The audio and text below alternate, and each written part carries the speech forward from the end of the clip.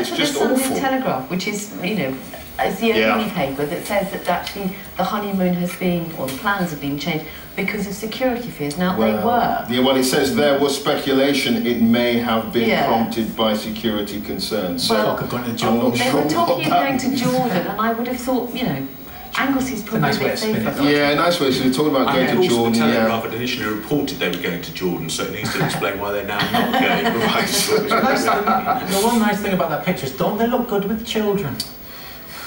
What are you saying?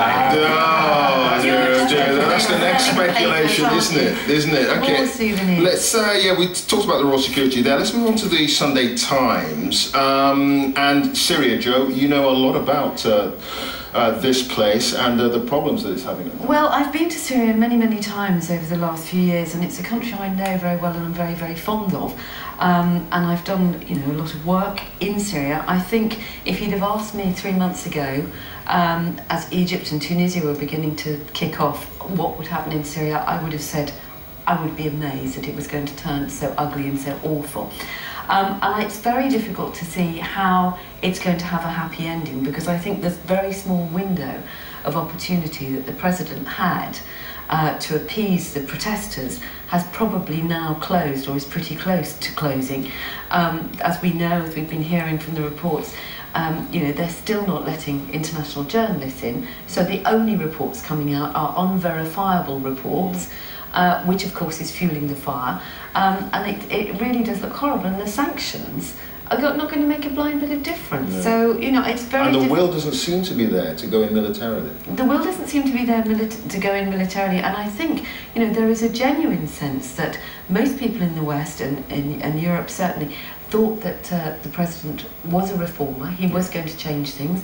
Now, you know, I think there is an element, and William Hague has been hinting at this, saying, well, you know, you've got to do something, sort of, in other words, you know, put up or shut up, because if you're not willing to reform, why are you killing your own people? Indeed. All right, let's move on. Matters closer to home. Cabinet war over Lib Dem call for pact to beat the Tories. Well, I've got Chris Huhne writing in The Observer this morning a joint article with John Denham, Labour Shadow Business Secretary, and Caroline Lucas from the Green Party.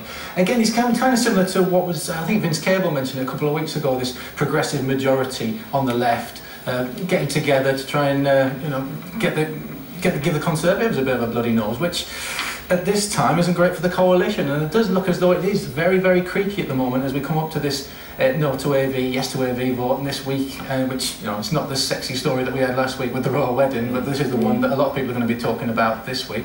But it just doesn't look great for the coalition. No, it doesn't. But Vincent, I mean, there is a school of thought that suggests that this is all smoke and mirrors, that the public sort of spat over AV and whatever, because the Liberal Democrats, in their heart of hearts, know they're going to lose it. They knew they were onto a losing battle with this one. So they're sort of trying to sort of show that they're at loggerheads with the Tories just to keep their own base happy. But in fact, when it's all over after May the 5th, they'll just go back to work against all. Well, I did think that, but I now think there will be elements where it won't go quite back to the way it was. And I think in the beginning, the Lib Dems genuinely thought they could win this vote. And it was very close. The early polls had it about neck and neck. Now the bookmakers are saying it's 8-1 on that the no votes are going to win. Very bad news for Nick Clegg. And it's convenient that Chris Huhne is out there sort of still campaigning for a yes vote. But he's seen as very much the sort of one of the front runners if Nick Clegg does very badly out of this, and it looks